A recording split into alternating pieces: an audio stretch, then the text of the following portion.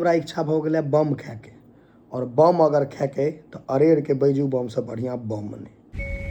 अरेर ई अहाँ के अरेर के बैजू बम अही के खेल छे सबटा, अही में जादू छे कि भाई अही में जादू छे ना, हैं अही में जादू है। साइज देखो बम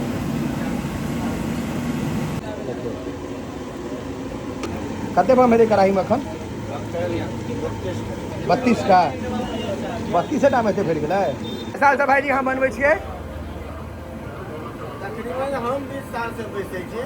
20 साल से अहाँ बैसे छियै। ओइसे पहिले हमर पप्पा बैसे छै। ई नाम किनकर छै पप्पे के ने? अहाँ के नाम की भेल? पवन शाह। आ पिताजी के? ओ बैजू शाह। तो ई सब अहाँ के पुत्र सब तेसर जनरेशन भऽ गेलखिन, तेसर पीढ़ी, 3 पीढ़ी से ई दुकान अहाँ कऽ रहल छियै। हाँ भाई आप बुझाइ छै देखियो भैया देखे ना पूरा निकल गए हो जो चले यार।